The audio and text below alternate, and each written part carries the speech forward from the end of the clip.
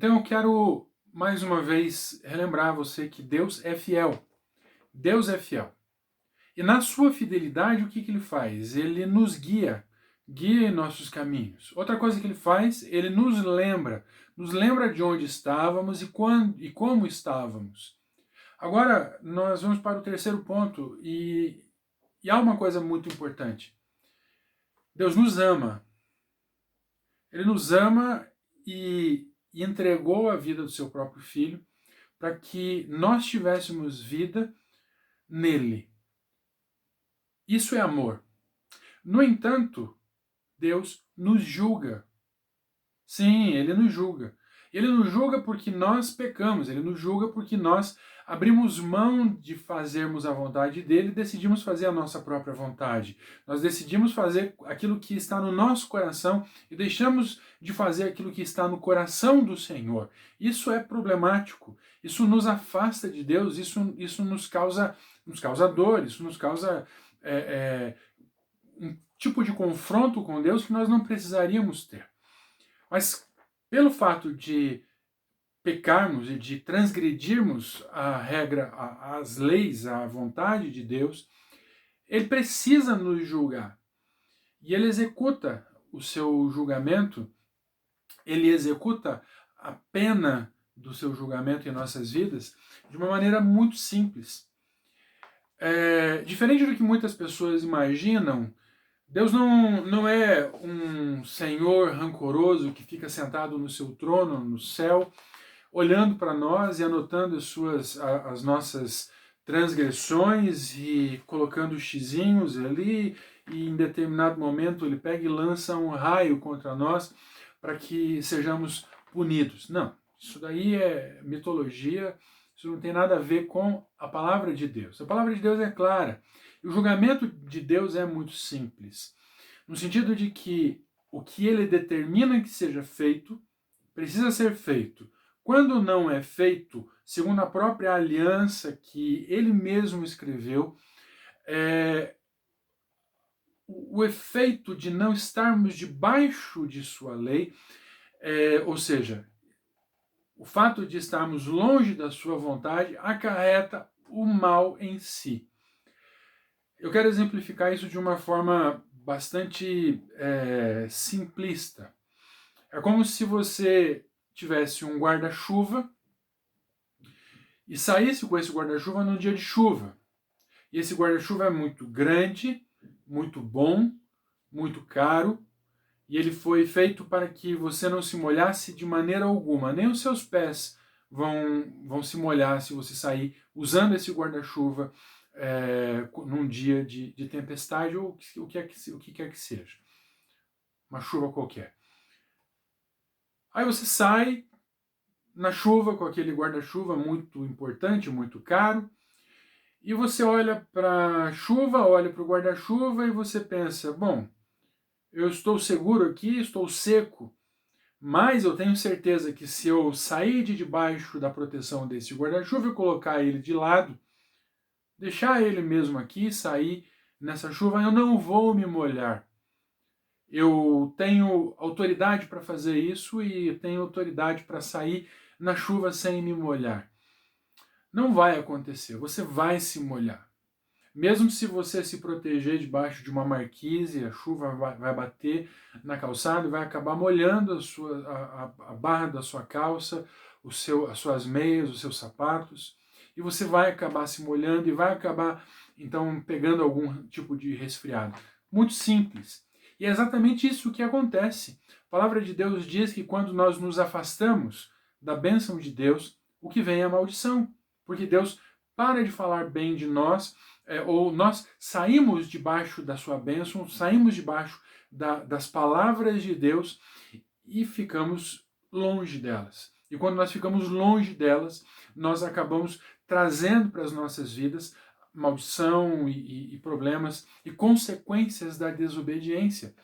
Então, veja, quando você lê um texto de Números, Bíblia, Antigo Testamento, livro de Números, capítulo 14, versículo 34 e 35.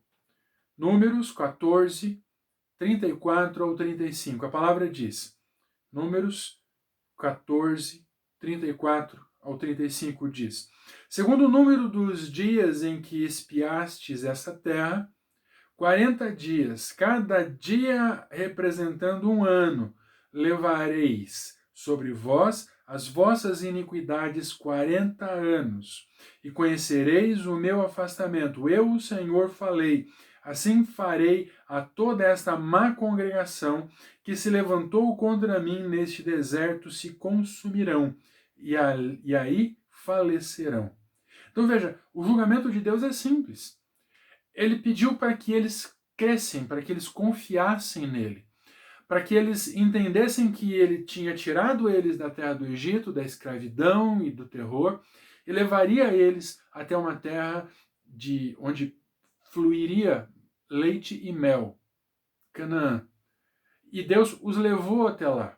Quando eles chegaram lá, mais uma vez eu volto a dizer, eu falei isso em outro ponto, eles chegaram lá, eles se assustaram com o que viram, se assustaram com as coisas que eles viram, com a grandiosidade e com o tamanho das pessoas e com o tamanho das cidades, e não acreditaram que Deus estava com eles. E decidiram então se assenhorar daquela situação e falaram, não, vamos ficar desse lado aqui mesmo, vamos ficar aqui. Quando que Deus pegou e falou para eles, não, vocês não vão entrar e vocês não vão ficar parados aqui, vocês vão peregrinar no deserto durante 40 anos, que foi o período que vocês duvidaram de mim.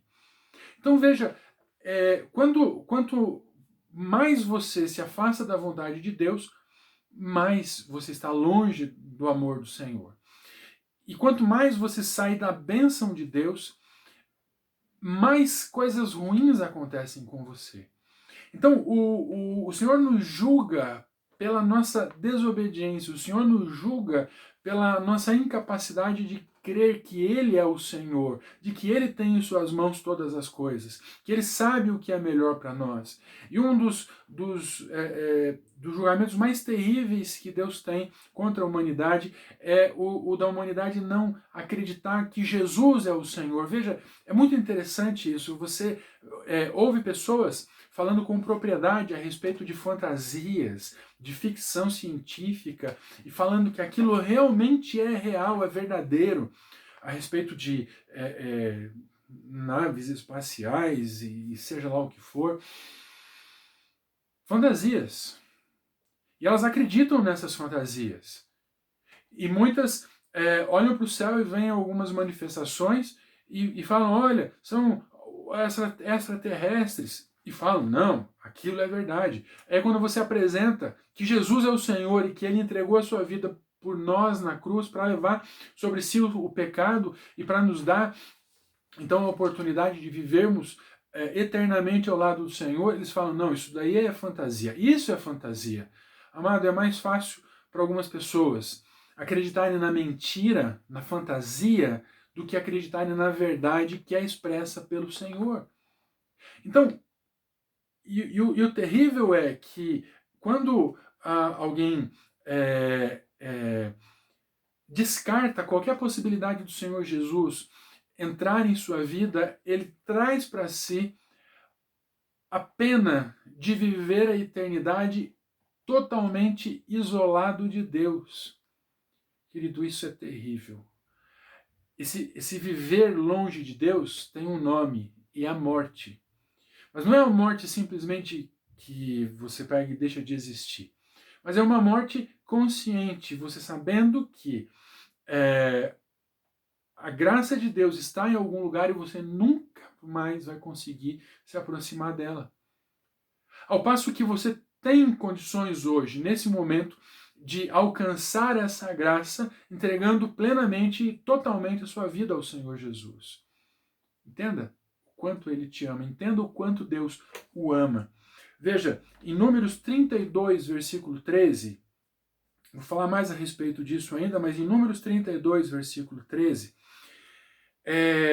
diz assim, assim se acendeu a ira do Senhor contra Israel, e fê-los andar errantes pelo deserto 40 anos, até que se consumiu toda aquela geração que fizera mal aos olhos do Senhor.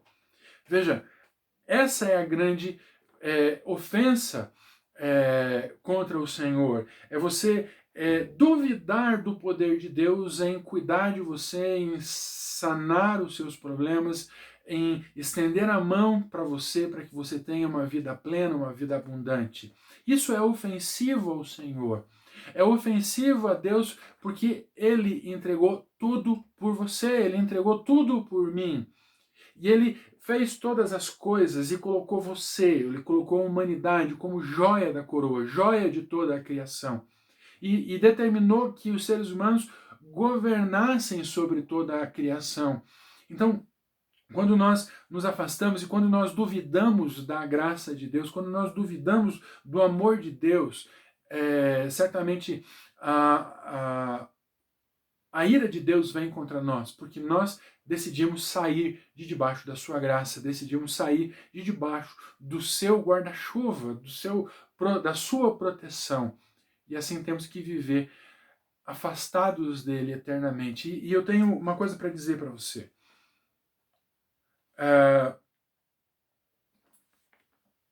Veja, segundo Amós,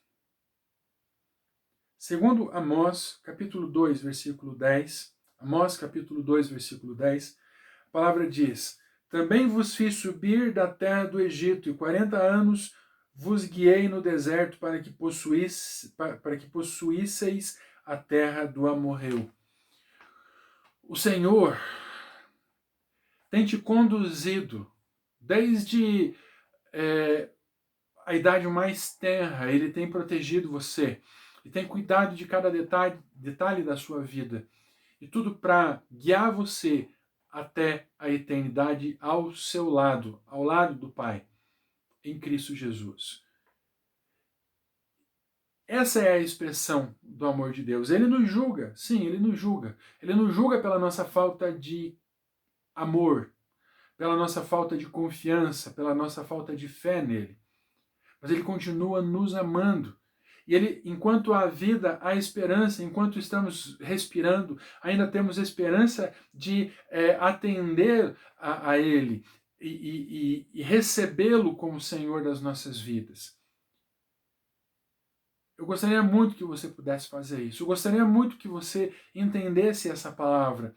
Entendesse que esse julgamento que paira sobre a humanidade não precisa parar sobre você mais. Você pode abrir mão desse julgamento e se entregar ao Senhor Jesus e esperar nele a resolução dos seus problemas, a resolução desse grande problema, certamente, que é o problema de viver, de estar afastado do Senhor.